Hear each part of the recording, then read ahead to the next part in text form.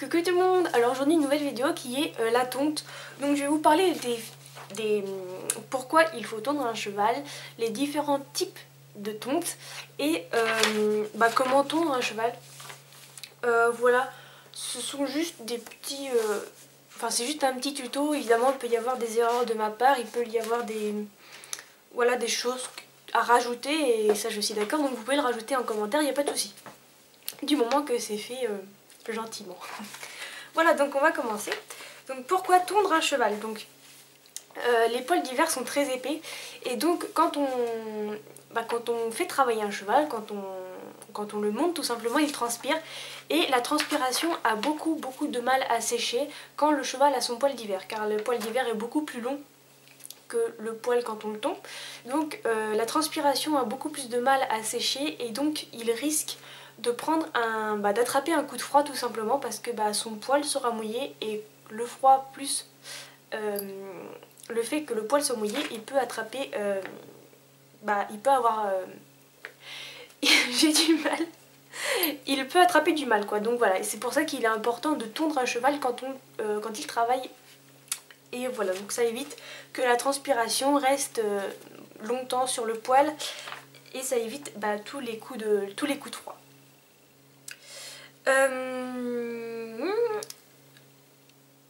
On tond généralement les chevaux entre octobre et novembre.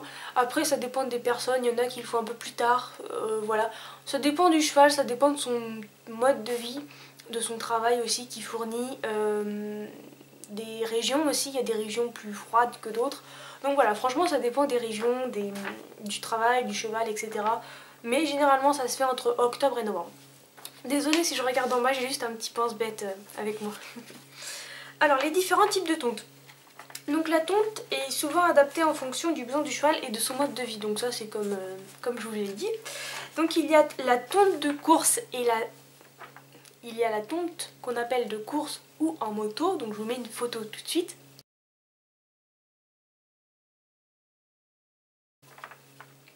Donc en fait ça laisse au cheval un couvre-rein naturel. Les membres, le dos et les reins sont protégés par les poils. Donc c'est exactement ce qu'ont les chevaux dans mon club. Donc vous pouvez voir les vidéos. On le voit beaucoup mieux sur Galgary quand même. Sur Anawes et sur Galgary, on voit beaucoup mieux la tonte en fait qu'ils ont. Et c'est une tonte de course ou en moto. En moto, oui bien sûr. en manteau. Donc voilà. Donc on utilise cette tonte là quand les chevaux, souvent dans les chevaux de club, ça fait économiser des couvre-reins au club, tout simplement parce que quand ils ont cette tonte là, ils n'ont pas besoin de couvre-reins. Donc voilà, ça fait économiser des couvre-reins et voilà. Enfin, dans mon club à moi, c'est comme ça qu'ils sont tondus. Après, évidemment, il y a des clubs où ils sont tondus différemment. Ça dépend encore du mode de vie du cheval, s'il fait beaucoup de concours, s'il travaille énormément, etc. etc.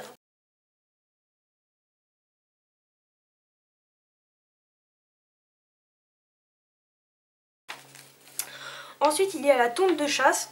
Donc elle est recommandée pour les chevaux qui travaillent beaucoup. La quasi-totalité des poils sont tondus, sauf la tête, l'emplacement de la selle et les membres. Donc je vous mets une photo tout de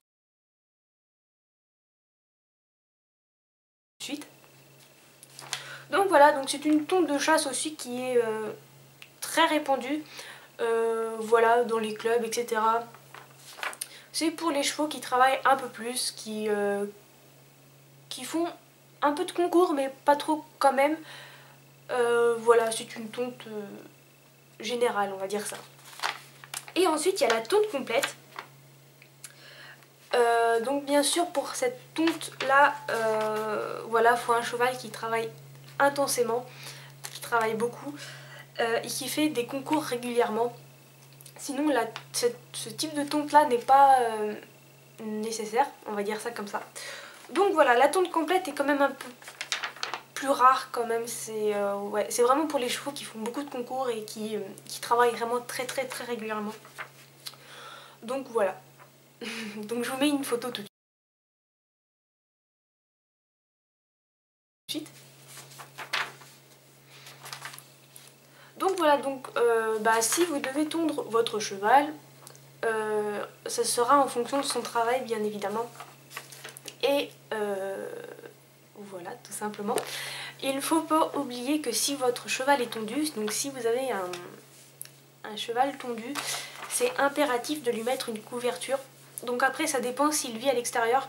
S'il vit à l'extérieur, pardon, qu'il soit tondu ou pas, et s'il n'a pas d'abri, c'est mieux de lui mettre une couverture mais juste imperméable. Voilà, qui le protégera seulement de la pluie vu qu'il n'a pas d'abri. S'il a un abri, c'est pas nécessaire de lui mettre une couverture. Donc là je parle pour les chevaux qui ne sont pas tondus. Ensuite pour les chevaux tondus, donc que ce soit la tonte de course ou la tonte de chasse, c'est bien de lui mettre, s'il vit à l'extérieur, une couverture imperméable et un peu plus épaisse pour lui tenir chaud. Voilà, ça évitera qu'il attrape froid dehors. Et évidemment pour la tonte complète, c'est juste obligatoire de lui mettre une couverture, que ce soit même à l'écurie que à l'extérieur, c'est vraiment obligatoire de lui mettre une couverture imperméable et épaisse pour lui tenir chaud.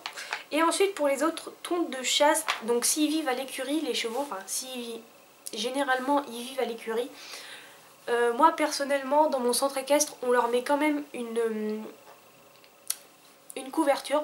Vu qu'ils sont tous tondus, on leur met tous une couverture imperméable et chauffante. Voilà, ça permet de leur tenir chaud parce qu'ils sont tondus tout simplement.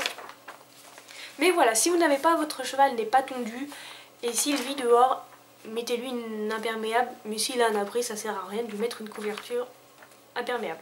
Voilà. Donc comment tondre? Alors attendez, parce que là j'ai copié sur mon ordinateur aussi. Très logique. Donc je vais vous décaler avec moi. Voilà. Alors, donc si votre cheval... déjà, avant de tondre, il faut vérifier... Ouh là là. Il faut vérifier tout votre matériel. Donc que votre matériel fonctionne bien, qu'il soit propre. Ça c'est très important. Qu'il n'ait pas servi avant à d'autres chevaux. Si vous faites ça en club. Voilà, vérifier s'il marche bien, si les peignes, donc le truc qu'on fixe sur la tondeuse, soit bien, ne soit pas cassé, etc.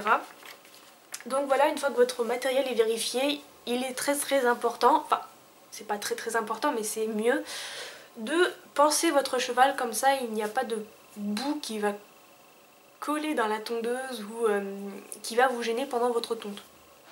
Donc voilà, si c'est votre première tonte, si c'est vous-même qui le faites, je vous recommande quand même de demander à une personne qui a l'habitude de tondre de vous montrer comment faire, parce que c'est vrai que la première fois qu'on tond un cheval, bon moi je l'ai jamais fait mais je pense, c'est très délicat, on a tendance à faire des zigzags ou à oublier des parties, ou faire des petites